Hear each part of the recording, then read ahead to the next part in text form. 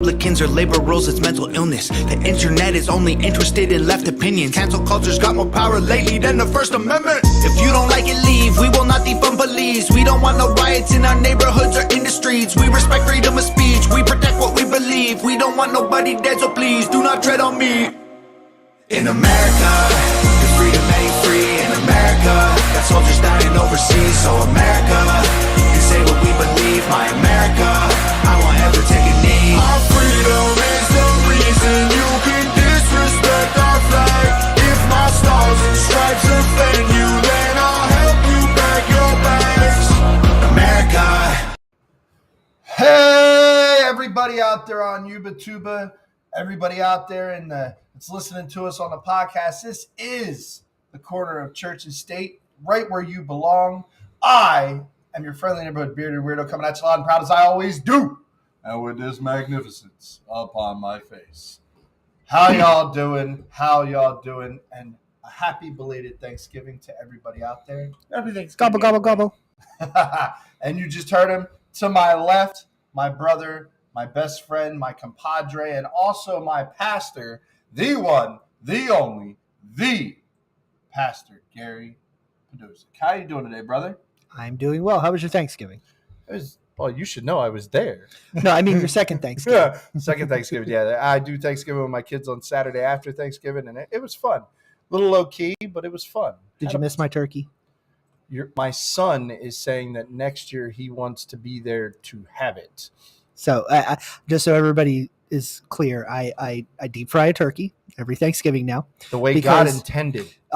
It's funny, and I'm not the only one that believes this, but it's like the first time you have deep fried turkey, you felt like you were being lied to your entire life because you were eating that dried garbage, and you were like, "Oh, this is turkey." It's like people are like, "I'm not really a big fan of turkey," and I'm like, "Well, then try this," and then they're like, "Ooh, that's a game changer." I've also heard smoking is another one that'll cause you to be like, "I've been lied to," because both are retaining flavor and moisture. Yeah, like everybody, if you're not aware, baking things literally sucks moisture out Unless you of do it things. my way. Mine's always moist. Well, that's why you have to continue to baste a bunch it. of people by using that word. No. But because you got to baste it over and over and over again and all that stuff. But again, in that process of basting, I don't know. Maybe you use, anyway. Do you use lard? No, I don't. Well, I do cover it in butter and salt and pepper. Yes, but also behind the scenes, behind the curtain, our Wizard of Oz. It is our brother Steve Cattell. How you doing today, brother? I'm doing fantastic, and yes, I was definitely lied to during Thanksgiving. Hope everybody enjoyed theirs. It was absolutely blowing my mind. And that was your first time. That was my very first time trying a deep fried turkey, and I was like, "That's how turkey's supposed to taste." Because that was amazing. Yeah, I don't like turkey that much, and I loved that turkey. It was fantastic. It's fantastic. Yes. It is. Yes. So, and of fry course, your turkey. Stop being afraid that you're gonna burn your house down and follow stuff. the directions. No, do it right. It's called water displacement. Also, don't overfill the canister. You won't burn not your just house that. down. Make sure it's thoroughly thawed. Well, that too. I mean, that's how you get the flying. instructions. That's how you get the flying. That's how you get the turkey in the ceiling. But guys, it is November 29th. We have a very special episode tonight. Yes. For the first time ever, not only is this our first guest in a window on this live podcast, but also I am proud to say that we get the exclusive, the first interview with somebody I believe is going to be going places with her writing. She has been a longtime sister of mine. I met her back 24 years ago. Yeah. You've known her longer than me. Yeah. And she has been integral in my life ever since then. Never thought meeting somebody on a missions trip I'd end up not only becoming friends, but later becoming a de facto part of the family. Yeah. Spending holidays with her and her family growing up and spending a lot of time with her. She's a fantastic woman, an awesome woman of God, a true heart for God.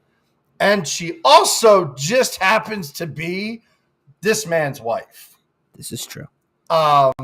but she is our sister. We've known her for a long time, and she has written a book. She has begun a series, and we are going to have her on to talk about this and to talk. It's not out yet. Sorry to say, I've only been able to glimpse a few chapters. I want more, but there it is right there. Blinded by Jessica Podolsky. So we are going to bring her in the window. We're going to talk about this book. But like I said, we get the honor, nay, the privilege to be the first ones to interview her. I'm sure will be many, many more people interviewing her over the time. So I'm blessed and pleased to bring her in. So here she is, my sister and the author of Blinded, Jessica Podolsky. Hi, guys. Hello, honey. How Happy you doing, sis? Thanksgiving. Happy Thanksgiving. Man, Post Thanksgiving. it's awesome to be connected from so very far away. Oh, Those of you who don't know, far. she's in the other room of the house on her computer. They don't need to know that. Sure they do. She's a She's a traveler. author. Yeah, she's a traveling Very author. busy. She's in China. oh no. Boy. She's giving all the Chinese people their blank paper. To be honest, if they start reading her book in China, there will be rioting. There already is. There's There'll be more. already riots. So this is awesome. This has been what, 2 years of writing? Yes. Yeah. Staging and writing. Well, to be clear, it's not just been 2 years of writing because to give a little bit of backstory, she started this process many years ago, venturing down the hole of writing. She had a few other ideas that were on the surface, but this particular one, yes. Let me be quite honest. I very much knew that eventually she would write. Well, yeah.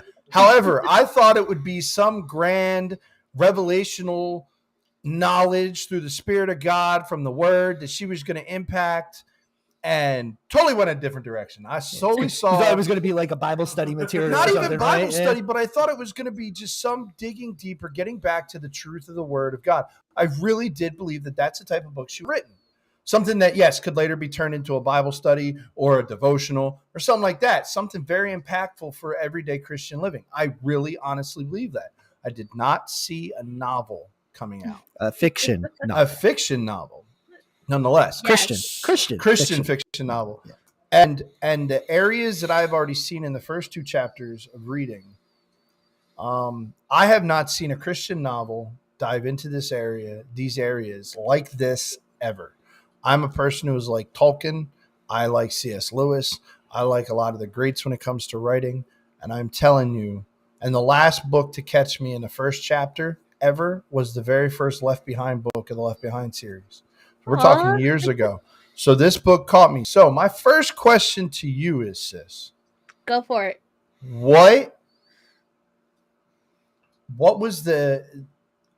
how did you come to writing a novel? Because like I said, I thought you were going to write some deep, like go on some Max Lucado diving into the Bible type of thing, but how did God bring you to writing a novel instead of? That's a great question. Novels, they start out always with a message that you want to get across. And the best way to write a book like this is you want to start with a question. So back in March of 2020, when we were all having that fun little pandemic lockdown, and everybody was melting down and everyone was saying it's the end of the world. Sayonara, Fauci. I just posed the question. So what if this was the end? What if this was the end of the world? What would that look like? And I contribute this a lot. I had a teacher back in my elementary school days, Mr. Smith, and he would pose these fantastic questions, and there were always what if questions, and you just kind of chased that down, and you went down every single bunny trail, every single thought, and before you know it, you had a story, and you had a premise and you had a message and you started piecing together characters and you started piecing together roles and loops and twists and turns, and that's how you get a novel. Yeah, and for those of you like the office that she is currently in, you it looks really clean now, but you ought to seen the board she had for this thing. It's still up there. Well, but now it's for the later things. Well, yeah, that are coming. it's mapping out. It's mapping out book 2. But and like I said, when she announced that she was going to be doing this, I've been a big cheerleader. I can't wait till I get the book. I'm glad that I was blessed to read what I have thus far, and I'm hooked. I want the actual physical book. And for those of us that went to her launch dinner, we were able to already pre-order it. The rest of y'all are going to have to wait. But believe you me, it will be plastered all over anything that has to do with church and state when it finally does go live to order. And just a few more things you learn, right, sis? Things you learn. There are walls that you run into. You don't know what you don't know. I think you can attest to that too with the podcast. With the podcast, yes. There are so many things that you just run into, and the writing and the publishing world is the same.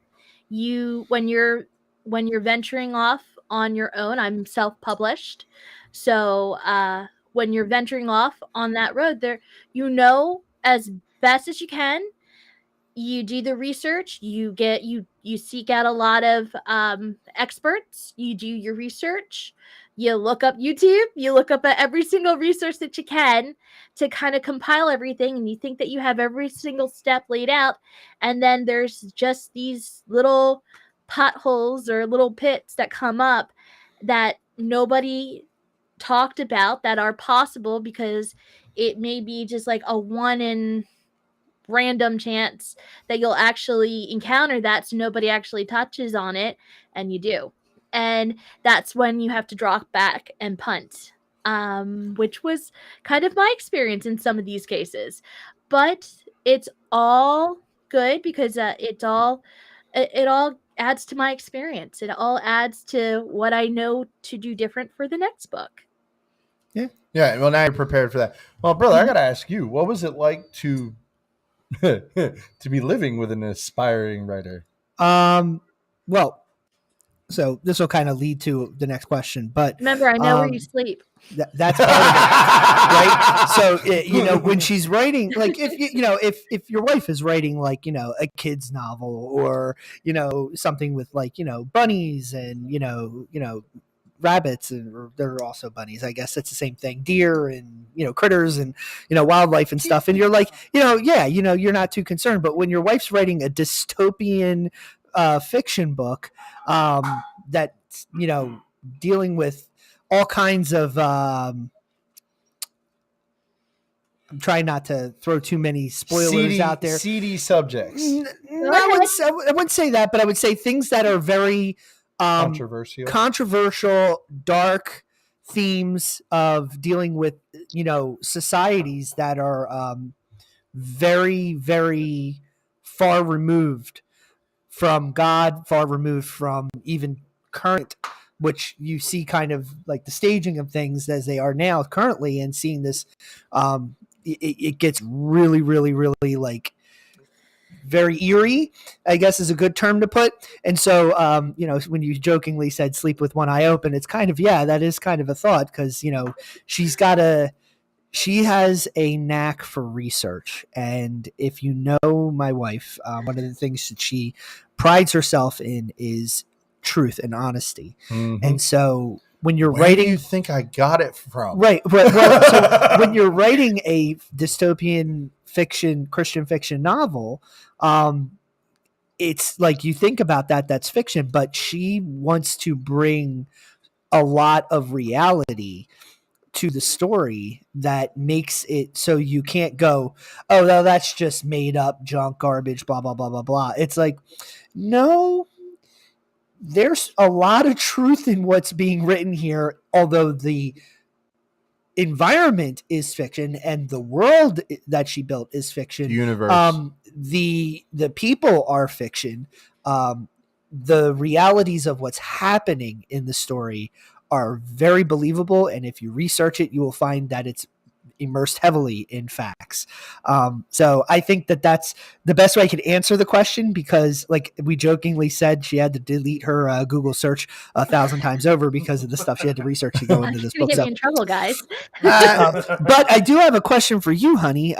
Since we're talking about this, so I mentioned and said dystopian Christian fiction, which is a unique genre, Which is something you don't really see. right? It's a very unique genre. So can you answer this question in two parts? It's a two-parter. One, what other authors, books, novels, movies, things like that take this dystopian world that your book is kind of similar to? And also, can you describe this world that you wrote as far as what it means and what a dystopian Christian fiction world would be? Okay. Well, those are really good questions. So the way I kind of explain my book, Blinded, is it's a combination of some things that are out there. So everyone loves the Hunger Games when they think of dystopian. They think of the Divergent series. They think of the Legend series, and it's all in just in fiction category. So By legend, you mean Maria Lou, not the bighorn guy with Tom Cruise. correct. Okay, Maria big Lou. difference. Okay, I just Yes. want to make sure, because depending on the viewing age here, you could have people that understand what you just said. I'll and other people I'll tell you what. If anybody knows that movie you were just talking about, so you're just telling me is I just dated myself. You dated- Got it. All right, well, you, that's you fine. dated yourself, and you've also now made it so that there may be some people who have no idea. Well, what then you're go talking- watch the movie because it's a It's fantastic actually a movie. really good movie. It is a movie. By Go the way, ahead. to It's a great anybody movie. watching, But, yeah. sorry to interrupt real quick, but anybody watching, sorry, I'm trying to do the split screens and trying to do the moving around, seeing how it looks. So any feedback, anything you guys want to put in the comments in the video, welcomed. This This is our first time. trying- This is our first time trying doing the a split guest. screen for the first Yeah. time, First trying time, to zoom so. in and out. So we're just seeing how it And goes. Sorry, like, go ahead. and share it to get the word out about this book. Yes, and absolutely. Please. and my Please. sister, and Yes. as a And you can follow her on Instagram too. Mhm. As a person It's who Jess is, Podozic. oh, sorry, yeah, we'll also tag you in the comment in the and in back as well. Yep. So, But wait, she didn't finish your question from him. oh yes, I'm very sorry. Go ahead Okay. with the Because question. Steve's got a question too. I have Steve's next got a question. So to kind of finish up a little bit. So I explain my book to explain the idea of Christian fiction dystopian is I say that it is like Hunger Games meets Divergent meets Left Behind. Everyone remembers the 90s Christian fiction book of Left Way Behind, better which, than the movies. which Don't, talks that you talk don't about hold the movies dating. against it. You talk about dating, you watch those videos. But Kirk Cameron did a good job on them. So you mix them all together. The reason why I say that is because if you take all of those pieces of those books, you do get elements of mine. It's not as so heavily themed in as Left Behind is, just strictly on end time events and what that would look like in a real world situation. It's not as heavily integrated into broken systems and fictitious government authoritarian situations, as in the Hunger Games. It's a combination of a bunch of different things. So you have different elements as if these were the last days, if it does look like this, but also addressing the idea of how it could possibly look in a fictitious situation, but in the future S type of setting.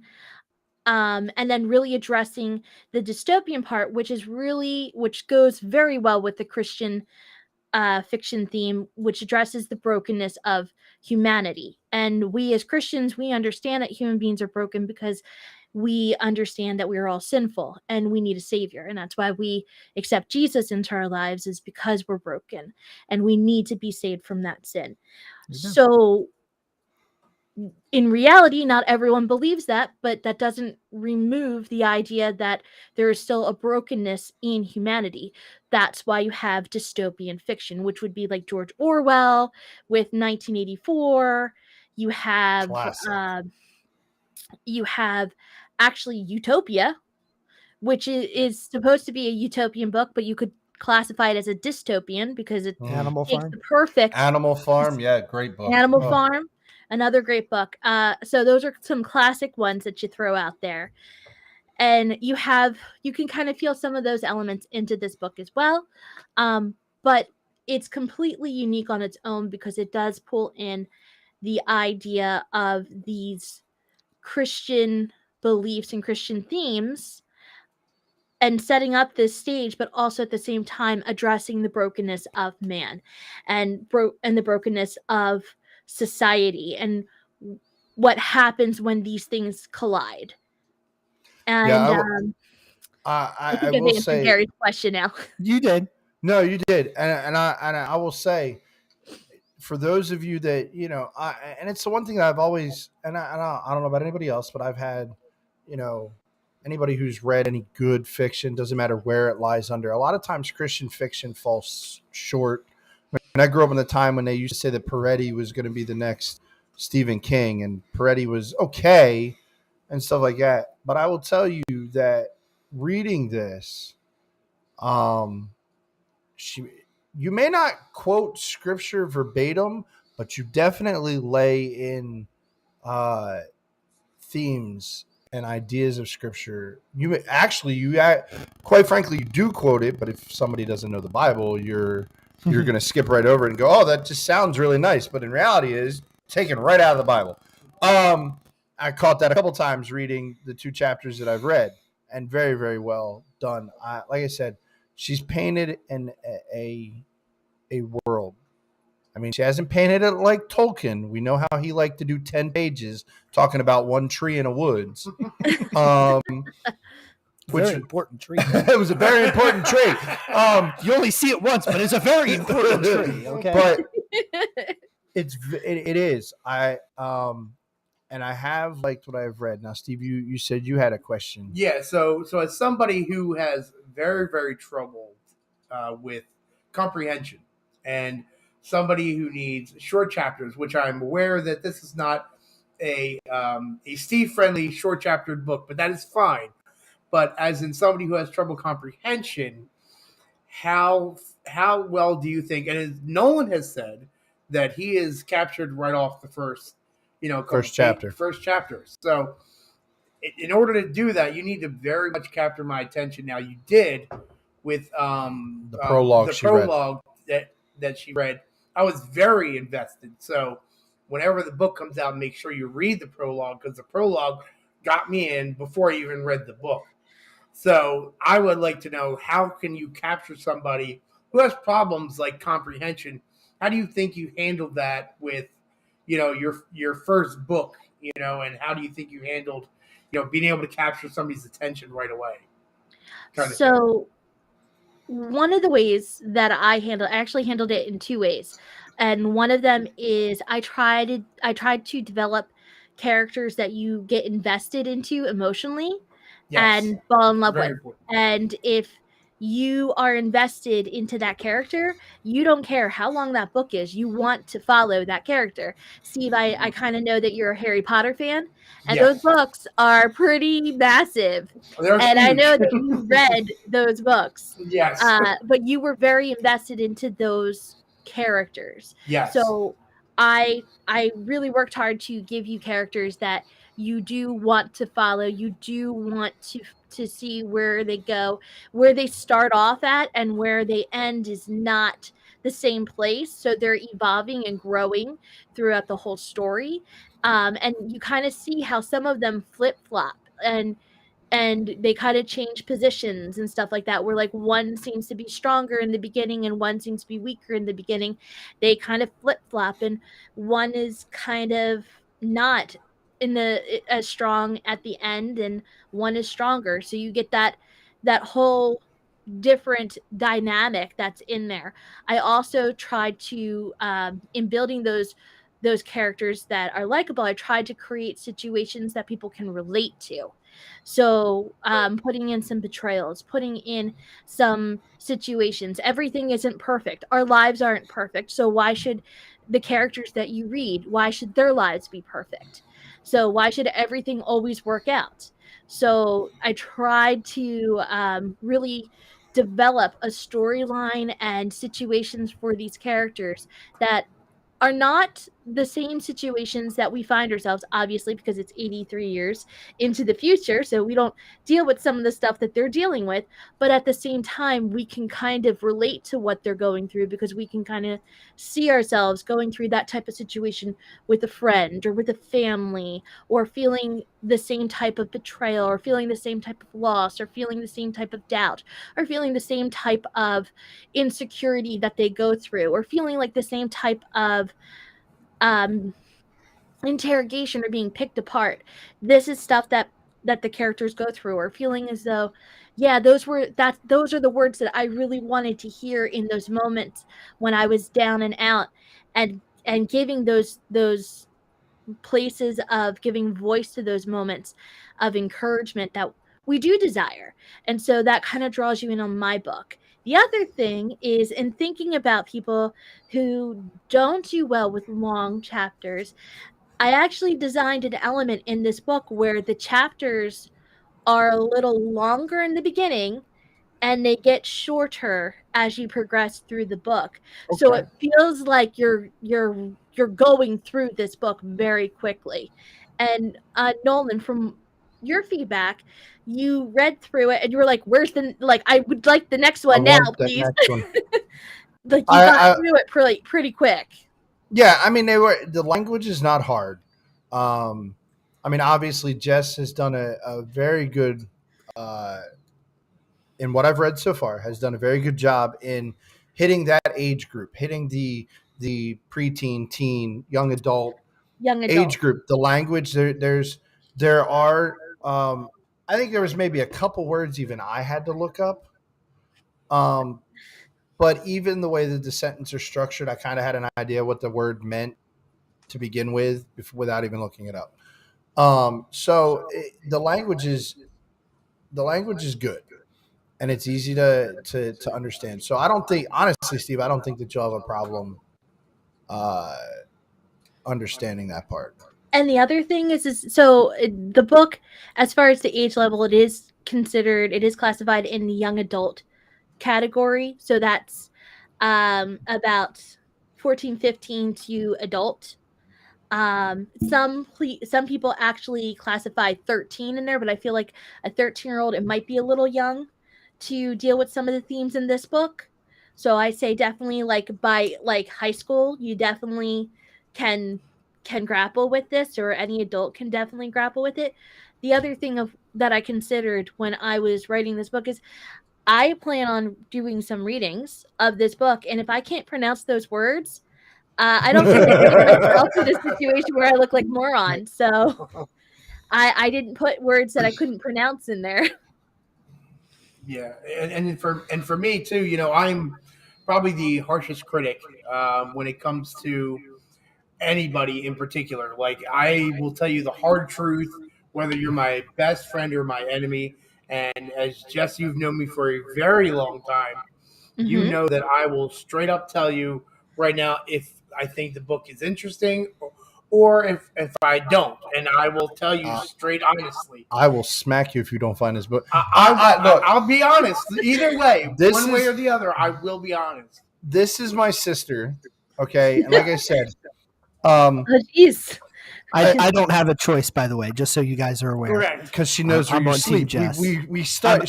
I will admit my bias right here, right now. I'm not ashamed of it. Okay, I am biased. It's okay. It's and maybe I am biased as well, but I would have been the same way if I couldn't get into it. I'd be like, man, I'm just not getting into it. I'm hooked, and I'm hooked. Hold on, real quick. Hey, can you just pull your mic away a little bit, hon, from the computer? Oh yeah, we're hearing the speaker. Yeah, we're getting the speaker pickup. Yeah, Is that better? Yeah, that's probably a little bit better. Yeah, that's Well, better. yeah, Okay. if you turn your speakers down just like a hair, so that way maybe we don't hear ourselves in How the about background a little bit now. how about that? All right, That that sounds better? better. That's Yeah, it. a little bit. It's plus it doesn't help that my voice carries. Yeah. yeah, it does. Now, I do want to ask. The main character in this book is McKenna, Yes. a teenage girl, 18 years old, getting ready to graduate what they consider high school in this future. Yes. Where did you draw from when it came to molding who she is?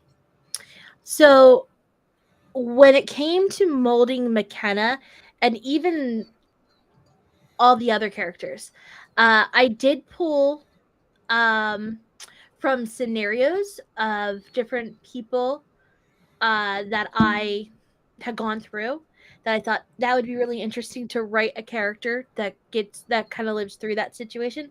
But the other thing that I did is there's this thing called an enneagram, and it's like it has like That's a different new word. personalities that are rated like from 1 to 9. It has like all different personality types. Mm-hmm. And in it, like when you go through and you answer these questions, it gives you basically a breakdown of what this person, like how this person would react to different situations.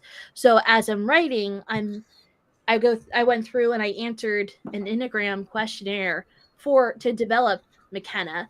You don't Okay. have to do the questionnaire. You can actually get the chart, and based off of the chart, you can pick like, well, I want to create a character that's more family oriented, and it tells you Mhm. all of the like how they would react to different situations.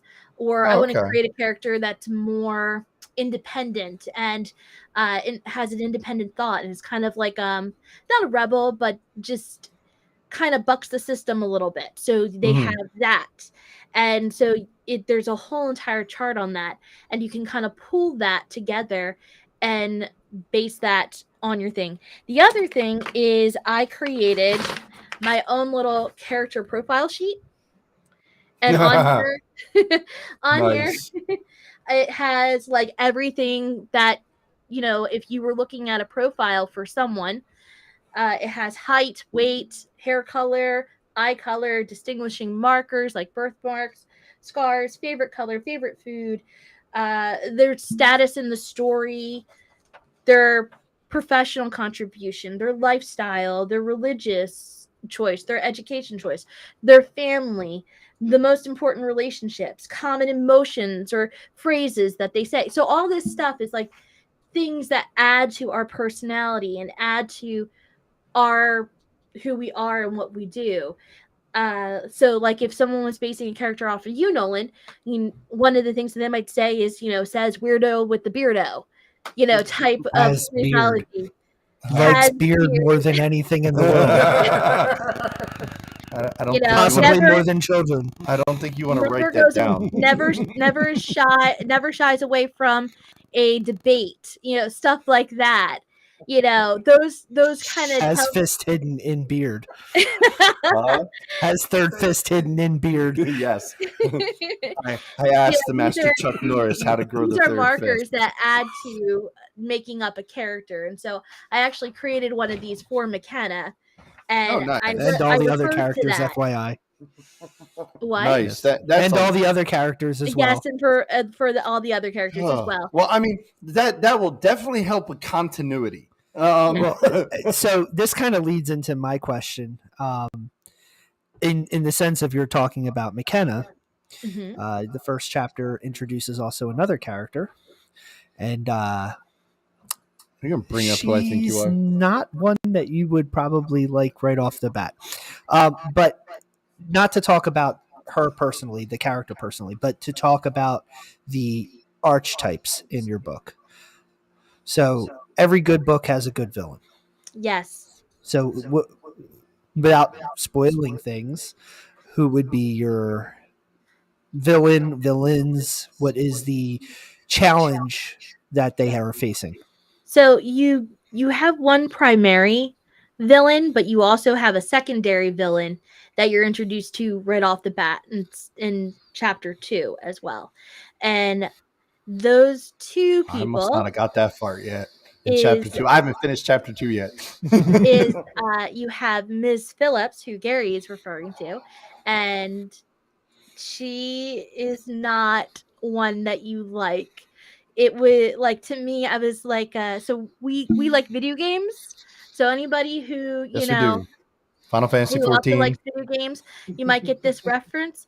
But I also like TV shows too. So I kind of thought about creating a character that was like if Regina from Once Upon a Time and Kefka had a daughter, what would she be like? So Kefka from Ugh. Final Fantasy IV. Yeah. And No, and that's Final how I kind of Fantasy came up. 6. Oh, 6. Final I'm sorry, Fantasy 6. 6. Well, it Final would have been Fantasy- 4 originally. In the No, it would have been But anyway, 3. 3. Okay, yeah. 3 in the States.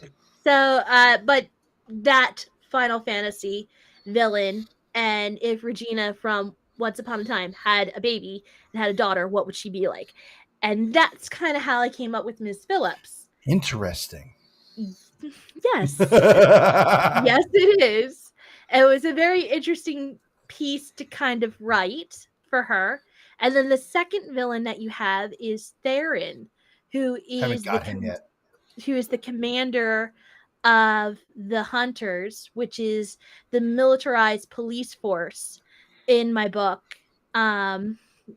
Which is basically like if you had like the Secret Service and KGB like on steroids. Yeah, well, that's- and she's putting it nicely because the description of how they were created, which is in chapter 2, Mhm. that I have read, is quite brutal how they became to be who they are. So it's Yeah. she's being nice when she says it that way. I'm being honest here. Worse. No, they don't ask questions. No, you don't ask questions. No questions. They don't ask no questions. questions. They are the ones who ask the questions. And then you're not allowed to answer. They answer it for you. Like that's how bad it is. You got another question, Steve? Not sort of, but it Or was. are you still chewing on it? No, it's so the other main thing I was going with, because it was kind of tying up into my old one, was like how you were talking about. Tolkien kind of talks about a tree for 17 pages. I want to make sure that, you know, when you're describing your character, I'm not reading the thread count on her socks. Like I just want to know. I want to know. I just It's want to not know that bad. what the character is about, and then let's get it moving. Let's get it moving. I want to find out what's happening. Like, you know, is there any kind of like? So Nolan actually gave me a pretty good compliment when we were talking about how I handled character descriptions, and he goes, you know, the way that you handle characters, it like I could see casting for a movie made very easy because you just give it to us like right there, and then you move on. Yeah, she's got enough there for you to be able to vision it in your head what this And then person move looks on. like, and then move on. And one of the things I can honestly tell you from my personal readings of it, Right. is she does something that I honestly can tell you from reading other books, fiction novels, things like that. I cannot say I've seen anybody do it like her, and I'm not bragging. I'm not bragging on her or saying it in any way. It's other than just straight fact. This is fact. She weaves it into the story. Like most books, like you read about it, like you get to the character and they do like a biography page on them. Correct. So like you literally are getting like the height, the width, the hair color, their eye color, their clothes, or this or whatever. Like, she doesn't describe everything in that moment. She describes it as she goes. So like you won't get her hair color until she runs her hands through her hair to put her hair in a ponytail. You don't get her eye color until she's staring at something, and you get to see like everything is brought out in a meaningful way that you're learning about. You're getting the descriptive parts of the character as you're being immersed in the reading of what the character is experiencing. It's not. It is not in a. Yeah, it is such a. It's such a way you would recognize things. Yes. Like if you were looking at this person and having a conversation, like you would notice their hair when their hand moves to their hair because you're like, oh, now I'm attracted to your hair because you just brought attention to it. Like it's something to Or that put nature. it over your shoulder, or Yeah, like everything gets toppled it described kind between- of in those moments. And I honestly, I don't think, and I can't recall like a few details of clothing, not a whole lot. Like when needed, when necessary, Right, when correct. it was important to bring attention to the clothing or the attire, it really wasn't like the main fixation because again, her point in building the characters was more about the deeper thoughts of what is going on in the character's mind, what their emotional state is, what their, and you really don't relate to characters based on physical attributes. You relate to characters in books, especially based off of their psychological or emotional or thought, or their way of living in the world that they're living in. So I feel like she does such a spectacular job of not overloading the descriptive parts and letting it develop. You're learning on its it as you own. need to Like, learn yeah, it. you're literally getting it when you feel like you really kind of need to learn it. So it's really helpful in that way. So Thank going you with for that compliment. It's the truth. So how you've read the entire? No, I have not. Okay, so Well, okay, hold on. Pause. Technically, I have had the whole thing read to me because she couldn't help herself. I said, "Don't spoil anything for me. I want to read it myself."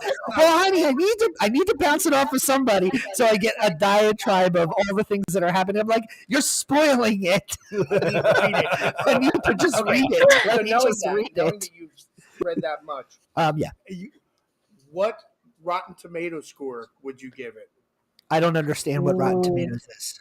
Okay, so on a scale of 1 to 100, Oh, okay. where would you rate the book? Is 100 bad or good? 100 is the good. best. 100 is Oh, the okay. best. Ooh. Yeah. So this You're asking I the know, wrong person. It's All right, biased over being here. 100% biased and not having had read the actual yes. book. So what have you? So up to what chapter? Have you guys I have read fully up to chapter 5 or 6, I believe. Okay, that's better. Okay.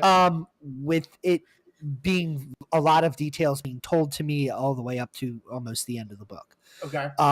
So Yes, he still doesn't know how the first book ends. no, I do not. Okay. So I would be honest, and this being a really good criticism, I probably couldn't give you a number on it, just because. I know. I'm sorry to disappoint. Because if I'm going to be honest, I'm going to give you like a 98 or a 99 or a 100. You know what I mean? Like, but I'm biased. Rotten Tomato, But I'm being biased. But here's the thing. If I were to be honest with you in saying truthfully how I believe the book reads, I would say this has the absolute core makings to be a box office hit in the theaters. I agree. And I'm not joking. Like, if you've seen the likes of Divergent doing, I think it's really so much well better in than Divergent, theaters, and I love would say Divergent. based on what I've read so far, I would outclass it over Divergent. I would definitely say that her setup for the dystopian future is a lot better. Yeah. And better and it's way more explained. Realistic and more believable too. And better explained than Hunger Games. Right. Yeah, I understand. Hunger Games. Because Hunger Games left a lot of they were just like there was a missing war. spots, Here's where we are. We do this now. Right.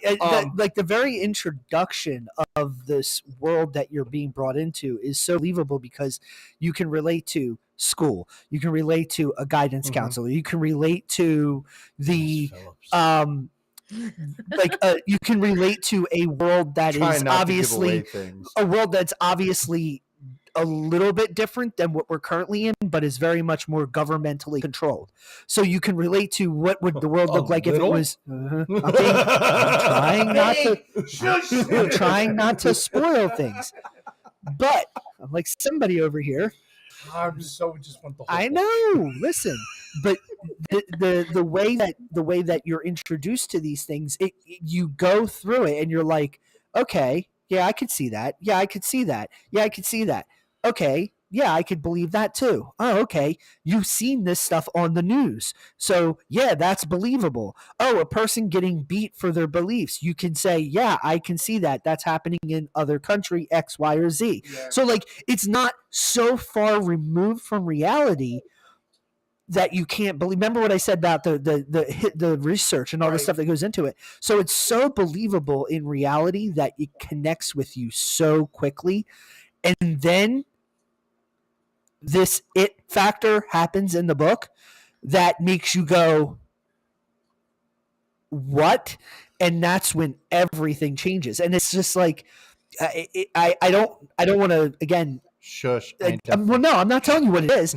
That's why I said this it factor that happens. Like, okay, so like if we're going, like we go back to Divergent, right? If we go back to Divergent, what was the it factor? The it factor was when she had to make her decision, right? And she chose Dauntless, even though she was abnegation, I think, or whatever, right? Correct.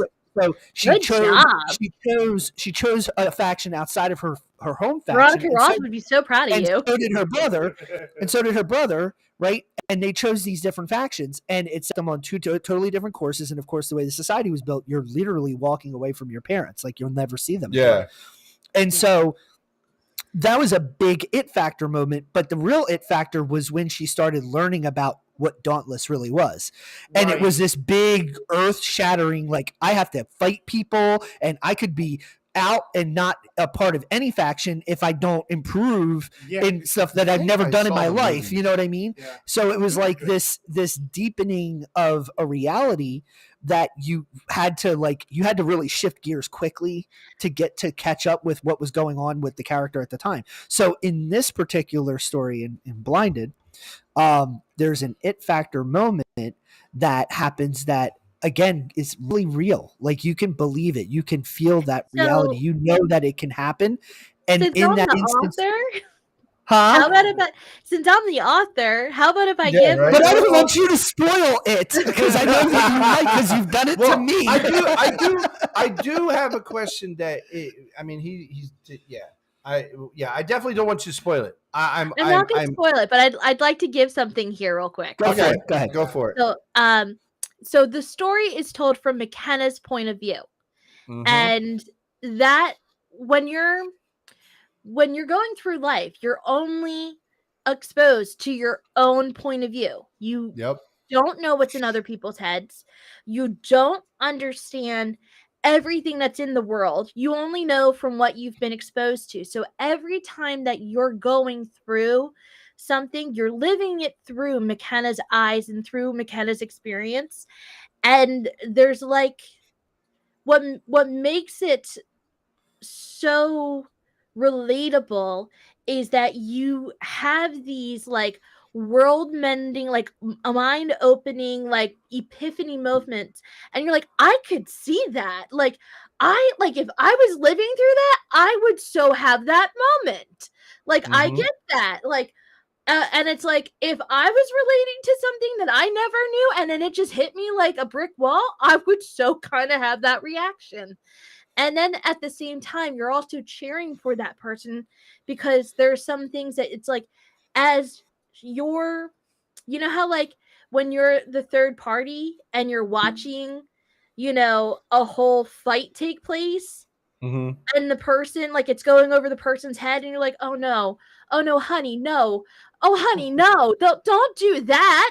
No, like, one, like, get, like, read in between the lines of what they're trying to say here. And like, you're trying, like, you're having that, like, you're cheering for that person to actually wake up and realize, like, you have those moments too in this book. I'm not giving anything away, but at the same time, I'm giving you something. And so you really are. You absolutely are giving them something. That's for sure. Because you're walking through McKenna's experience, and you're experiencing it with McKenna. It just draws you in. And so the person who has read everything except for the last 3 chapters, actually no, she's pretty much read everything now, is Gary's mom, who has been instrumental in helping me with different she's a proofreader. She's a proofreader. Like that. So she's been amazing. Not fair? No, I said also an author as well. Yes, Yes. and she's an author as well.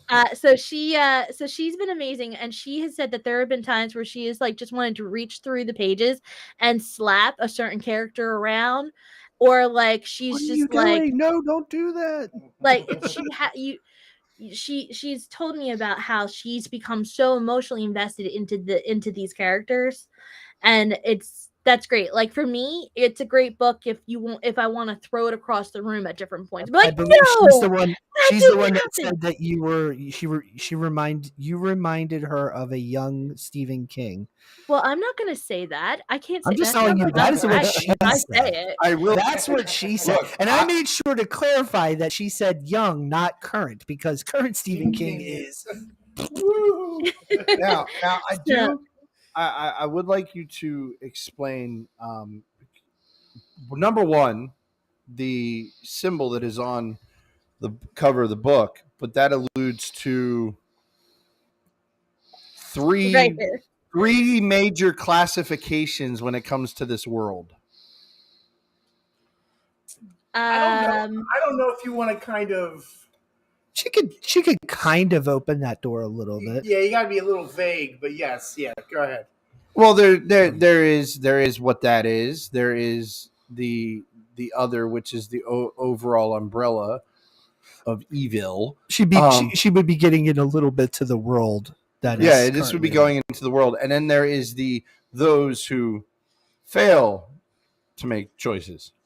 So the interesting thing about the cover is that this is actually a like tag symbol of the resistance that's in this book, and it's the resistance symbol is called the three nails, and it represents something from the backstory of this book of the world, which was during the riots. There were these like call to arms symbols that they did, and it was called a bloody cross. These were like wooden crosses that were painted red. So for the and there's a whole tragic backstory to that you kind of get a little glimpse into in reading in the book.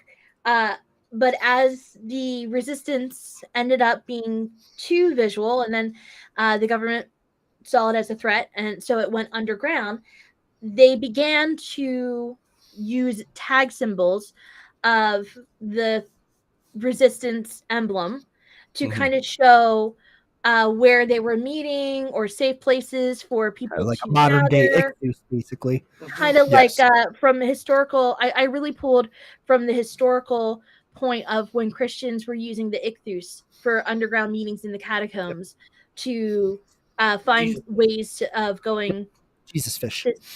Jesus fish, yeah. Finding meeting places to be able to encourage their faith. And the interesting thing is there is a secret symbol which is said in the book, which is a two straight lines with one going straight across, and that is the primary secret symbol that they use throughout the Commonwealth, because it just looks like some sort of like scratches. But if you're looking for it and you know it, and it's that particular formation, you know that that's for the resistance, and it's to help lead them to safety or help lead them to a safe house. Oh, I And know where it's at. actually It's somewhere really hard to see. it's actually somewhere on the cover. So Yeah, it's I a can little see it. Easter egg that if you're looking for it, you can find it if you spend the time to look on the cover. I just looked. It's there. And then of course, like she mentioned, there is the Commonwealth, which is the overlying governmental establishment. So Authoritarian. the way the Commonwealth, so we are used to Is the our President Joe Biden? country as the United States of America. I mean, in just my as book, lecherous, but what happens is that maybe the more United so. States of America is no longer the United States of America. And instead of having both a state system and a federal system, we now only have one system, which is a federal system.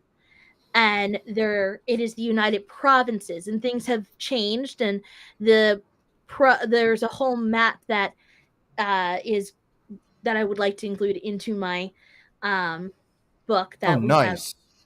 so that you can see the change between America and the United Tell Provinces. she's a gamer. You can tell she's a gamer. The You map. like visuals, right? You like visuals. When old school Nintendo, you open up the box for the RPG, the original You Final had a Fantasy map. game, So and it I wanted came to with give the you guys map a map. put on the wall. So I dig it. when you start this book, there are 13 provinces. When you end this book, there are 15. So it kind of reminds me, if anybody's ever watched Man in the High Tower. Yes. That was like a redrawing of the entire world. I saw it for like season 2. I didn't, it's just an idea I heard it went south towards the end. But just not to talk about the show, but just again the whole concept of, you can't view it's the what if. But it is a what if in the sense it's fiction, so she's going forward into the future. So in the future, what could look like, what could the map of the world look like? When there is a point, like I said, in the second chapter where it explains how we got to where her world is now.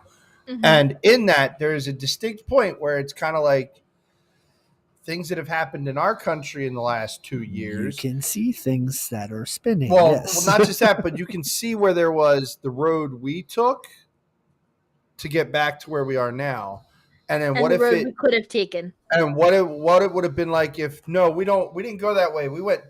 We continued down that path like speed of lightning. How bad could it get in 83 years?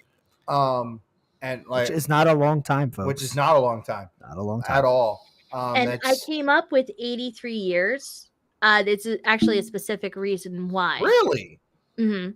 So I was thinking about how long it's been since World War II, mm-hmm. and our current makeup of society.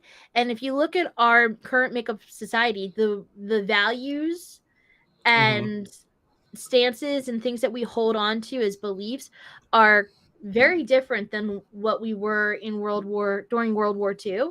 Mm-hmm. And it's actually been about 83, 85 years since World War II. Oh. And there's been 3 generations since mm-hmm. that time. So then, to me, it takes it, like, I was looking at it and I did a little research, and there again in biblical scholars have deduced that it takes 3 generations to walk away from a set of values. Mm-hmm. So I set it up that the book has it that it's been 3 generations since now, which makes this even more eerie, because when you look at what we talk about here regularly on the podcast, and we talk about these things that are relative in the sense of what the state is doing and what the church's mm-hmm. involvement is, and how values are important and why we need to continue to speak on these values and these systems. This is a big reason as to why, because if we lose these values, something that is a work of fiction quickly becomes a actual history book. Yeah, believe me, this is probably Bing correct. People didn't think 1984 would become factual until now. You're living in 1984. He just had the date wrong. It was 2022. Right. I still am waiting for my flying car from the Jetsons. Yeah. Man, I'm still waiting for the real hoverboard. No, I don't want that. I want the sneakers that just. I wouldn't mind the jacket where you just dry yourself. Yeah. But Back to the Future references, ladies and gentlemen. Yes, they are. But I will, like I said, this has been a long time coming. I've been waiting for this book. I cannot wait to finish it. You've been waiting. I know you've been waiting. Yeah, you've been here since she announced it. I was like, I want it. Give me book.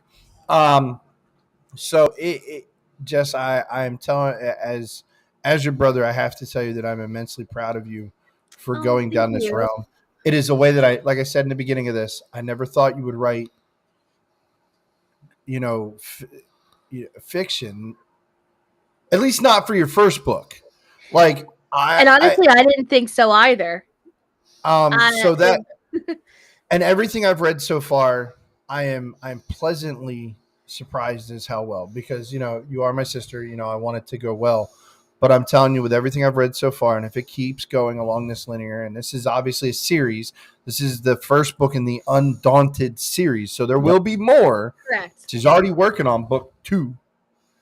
There's 5 in the series. Oh, there's going to be 5. Oh, Gracious. Nice. There's 5. So let's see the way to. No, don't do that. Don't do that.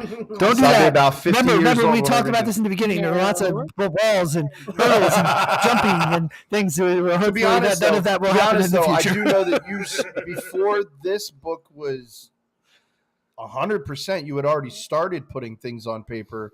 For Book the 2 is second already book. being written. It is in the process. So she is continuously writing. I cannot wait. I honestly believe that if it wasn't for the fact that the New York bestseller list is crooked and only goes with books that are lefty leaning, you know what? I would really love to see this book hit the bestseller list. I will take a book out of Crowder's book. It's only that way unless we do something about it. Yes, you know what I mean. And so, Biased Husband will promote. Oh, we will be promoting the heck out of this on this podcast. My lovely wife, unshamedly so. But the truth of it is it's, is it a very hard hill to climb? Sure, it is. Independent in any way. Independent author. Tom MacDonald, independent artist, music artist. Mm-hmm. I believe the world is shifting to a world of independent publishers, producers. Podcasters, you name it, because the world's systems are preventing these voices from being heard. I mean, in the past, Jessie would have, after writing this and having a transcript, she'd have to go out and go to every publishing company. They wouldn't have it. And hopefully maybe one reads it. I mean, Harry Potter alone was written, like everybody threw it in the trash, and one time a secretary picked it up out of the trash to read it and read it and was like, oh no, we need to back this. Yeah, they tell you in traditional publishing to expect 30 rejection letters before you get any traction. Yeah, and the beauty of it is that we are in a technological state to where now you can independently do these things. Yep. We started this podcast independently. Yes, does it take longer? Are there more hills to go over and more walls to bash into? Mm-hmm. Yes. But it can be done. There have been many independent authors that have come out and had great success. Hit some of the same roadblocks you have and bumps, and you just learn because you got to learn. But I will tell you guys, any of you that are my followers, that are our followers, I should say, on this and all social media, the minute that this goes live on Amazon to order, y'all will know. And here's the other thing. One of the things that makes a big difference is quality. Yes. And people will buy quality. You can throw the bestseller, New York Times. Look, let's all be honest here, okay? Twilight was on the New York best time seller. It's one of the worst written pieces of hot garbage known to mankind. It's a 5-year-old could write a better book. Okay, sparkle. I'm not even talking about the context. I'm talking about the actual words on paper. Okay, it was bad. It was written poorly. And it was a New York Times bestseller. Why? Because the system's rigged, right? Because all you got to do is buy all your books and you're automatically there. So you just need to stow cash to inflate your numbers to make it look like you sold a bunch and you didn't sell any, but whatever. But that doesn't matter. What matters is the quality. And so how does quality win? Well, because one person reads the book, is blown away by the book, and tells hundreds of people how awesome this book is and how they have to get their hands on it. And now more than ever, because you're in a society that's so easily connected through social media, so through all these, and I don't like these social media platforms. I'm more of a word of mouth guy. If you tell me on Facebook, hey, this is a really good thing, I'm going to be like, okay, I don't care. But if my best friend over here tells me, no, you really need to get this, I'm going to be like, all right, I'm going to get it because you're a credible person. If we do more of that with stuff that's really good, and I believe this is really, really good, that the quality will speak for itself. Yes. And when the quality shines, people will brag about it. People will go and rally to the cause. And so I think, my optimism isn't just here, because she's my wife. My optimism is because what I've read so far, I know is quality. It's fantastic. Yeah, It's something so absent in the world of fiction right now that when it hits the fiction market, I think it's going to rock its world. So, and I really wanted to create a story that wasn't just so spiritual and so invested in like Christianese talk. I wanted it to be relatable across the board, that people who, who are aren't even not believers. Christians, Yep. not even believers, they could pick it up and read it, and they could see, they could get invested into this story. But at the same time, you're reading a book that it has heavy Christian themes in it, and has, I will say, and has she some quoted. there are I will say you quoted my new favorite person from history right now, Bonhoeffer. Right there, second chapter. Yep, quoted Bonhoeffer. There's a lot of scripture in it. Like, it doesn't come out and say, "Here it is, placement in Bible," but you'll read I and go, didn't "Wait a even second." know. You're gonna have to tell me where they quoted Bonhoeffer, because that was not. Yes, she did. She did. She unknowingly did it. I So she did it. did She did it that. unknowingly. So you're gonna have to tell me Yes, where you that did. is, because I need to make sure that I didn't plagiarize something. I have to give him credit for No, something. you gave him the props. You actually wrote Dietrich Bonhoeffer in the book.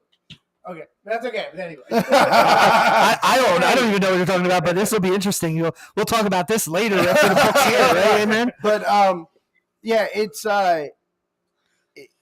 look, and like Gary was saying, when it comes to independent people, when it comes to Christians, the only way that we can change media, all forms of media, is if we as believers, conservatives, or anybody with any true moral compass, is if we support each other. That's the biggest failing in any genre of anything. If like-minded people don't support each other and treat it more of like a competition, I've got to squash one person in order to build myself up. I'm reading the comments. Then we are screwed. But yeah, we also, another big thing is as Christians as well, we also need to consume content that's better for us as well, right, and then share that with other people. Be like, hey, listen. And that's what's awesome about this is you could share this. But I can share that with somebody who's not a Christian and go, hey, you may not have the same beliefs as me, but I think you'll really dig this book. And I'll tell you right now, on my TikTok, if I read it and I start getting into it, trust me, it'll be all over my TikTok, and I'll have thousands of people. We're counting down the days now. And one of the things, real quick, is she kind of put this out here. I'll blow your spot up a little bit, honey. Is one of the things that she's been saying that she wants to put inside. I think it's going to be probably. Are you going to put it inside the pre-order copies? The share it. The sharing thing. The sharing note. It'll ring her bell. So she'll remember when she says it. But one of the things that she really wants to encourage the readers to do is to not give your copy away, but to buy a copy for a friend. Oh, yes. Because again, because if you share it, you're not helping. You want to, well, not just that. I mean, yes, from a sense of business-minded person making money, yes, that's of course there, but that's not exactly the reason. It's like people read. If you could go back in time and you could read Lord of the Rings, and you bought it and you had a copy of it, the original copy, and you loved it so much, you would be mad that you gave that copy away now. Right. You know what I mean? And I'm not saying that this is like the next. I'm not saying this is the next Lord of the Rings. But what I'm saying is that you don't want to get rid of something that you're going to enjoy and possibly want to reread again and again because of the quality. Again, go back to the quality. It's a quality thing. So having that quality is going to be something you'll want to enjoy, especially if it's a 5-book series. Not knowing the distance between book 1 to book 2 to book 3, you might need to refresh yourself on book 1 before book 2 comes out. So. Don't get rid of your copy, but get a copy for your friend because, as believers, we should be the giving type. Yes. You know what I mean? But don't give away what you have. Give away in that sense. Go get another copy for somebody and give it to them, because, I think that's I mean, yeah, people can buy it if you can't afford to do that. I understand. But again, I think there's this other side of this. Being a philanthropist doesn't mean having a bunch of money. Being a philanthropist means putting the money that you have and giving it to others in a way that's reasonable. I do have one more question, though, and it's a real simple one. How many chapters total are in the book? 22. Perfect. 22. Because that gives you somebody who's 23. Or somebody who wants to know 20. What are you counting the prologue? So Well, that's an inside joke, because she keeps telling me, she's like, I gave him 2 chapters. I'm like, the prologue is not a chapter, Jessica. It's called a prologue.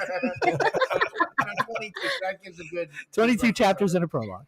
I think, yeah, it's good. I don't want to put any pressure, but is there a timeline as to when it will be up, or are we We're in a it's still TBD? it is to be determined at this moment, but we're in days. It will come where down to Amazon at this point.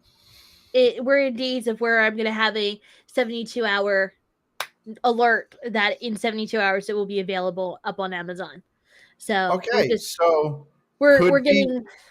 Could be just before New Year's or just after. It could be before Christmas. Or yeah, that too. Yeah. It could be before Christmas. The aim is to have this thing done and ready as you can order it and have it at your house by Christmas.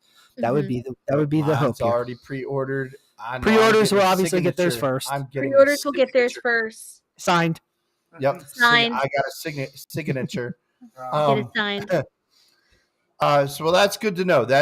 I can't wait. I would love to come back on after you all get a chance to read it, and I would love to know Well, yeah, we will what definitely. character, We will what character definitely. you each relate to.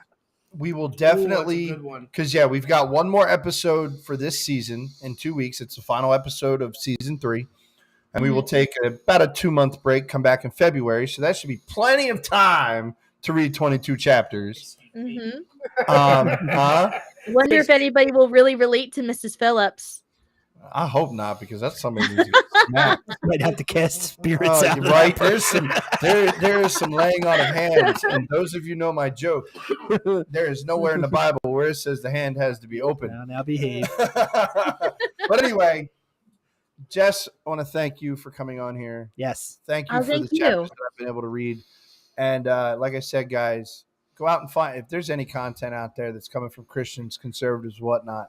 The only way we change the world, the only way we change the grappling hold that the left has on all sources of media and entertainment is if we bring forth the choice of something better. And again, what's the best place they can follow you and be up to date with all the information? Right now, it's my Instagram feed, my Instagram account, Jess Podosic. Jess Podosic. No underscores, no nothing, just one word, Jess Podosic. I believe that is the case. And it's spelled Podosek. Correct. Okay. So JESSPODOSEK. Yep. All right, so y'all heard it. Go to Jess Podosic on Instagram. I know you might find a bunch of, Actually, more recently, you're going to find a lot of stuff about the book, profiles of. I know there was goofiness for a while there. Yeah, she's. It's her Instagram. It's her Instagram. It's not just. It's her Yes, personal Jess Instagram. Podosic, no underscore. No underscore. Just straight across. One Got it. straight, Jess Podosic. Mhm. And that'll be and you will be putting updates and stuff like that with the finalizing and process of the. Correct. And if you follow me on Facebook, Twitter, TikTok, y'all will know when it drops. You will You won't know about it from me. Well, shortly I'm going to be. Are you going to put it on the church website? No. No, Okay, I don't know. We will not be putting it on the church website because I'll be launching my own website, and and I will be shortly launching my own author page. So all of that information, when those things do become available, will be broadcasted on my Instagram feed. So now, that's the best place to get updates. And for followers, I will most likely have that stuff put in my link tree so that all y'all got to do is go in there and find it. But just like I just said, if you want to follow us on anything besides this YouTube, if you haven't already, please subscribe. Please hit the notification button so you know every time we drop live on YouTube. I also would like you to go into like I said, the link tree in the bio. Go to that. Follow us on Follow me on Facebook, Twitter. Our email address is there, the Corner of Church and State. You can also find the website to our church, Streams of Life Fellowship, to which you can go to that. You can hear his sermons. He did not beat us verbally that bad this week. We were not fogged entirely. Gotta let him breathe a little bit. Getting into Christmas, gotta be charitable. Yeah, right. Got to be nice. Tis the season. So that after the new year, he can strike while the fire is hot. Maybe you have to be this big guy. You want them all come and listen. Anyway, Anyway. be like, I'm not going there to listen to that guy. What it is, He's going to beat me up. well, no, what it is that he brings truth. Yeah. A lot of churches out there don't preach truth. Our church, This is what you're telling them is truth hurts. sometimes, yeah. Yes, 100%. Sometimes truth hurts, and sometimes so does love. But if you can go to the website, see what's going on with streams, listen to old messages. You can also, if you happen to be in South Jersey on a Sunday morning around 10 o'clock, you can go on that website, find our address, come on in and worship with us. We would be glad to have you. We would enjoy it. We would love it. And we would welcome you with open arms. And so that's pretty much it. So we thank you for coming to the Corner of Church and State, where there is no separation. And we look forward to seeing you at our finale, season 3 finale / Christmas episode next week. So y'all have a good one. God bless. One more thing. As producer, you always forget, but it's okay. I'm here to remind you. You can Anybody also listening, put prayer requests. Please put prayer requests or anything you want. I also recommend too, as new producer, please, if you have any thoughts, comments on the design, how it looks, how I'm changing back and forth through cameras, anything you think you may seem a little odd or something, just let me know as well. But yes, please, prayers. We will definitely with open arms. pray for you. And listen, guys, you have a good one. God bless and peace. Good night. Bye. Can't help it, I just seem to see the world different. It ain't Republicans or liberals, it's mental illness. The internet is only interested in left opinions. Cancel culture's got more power lately than the First Amendment. If you don't like it, leave. We will not defund police. We don't want no riots in our neighborhoods or in the streets. We respect freedom of speech. We protect what we believe. We don't want nobody dead, so please do not tread on me. In America, the freedom ain't free. In America,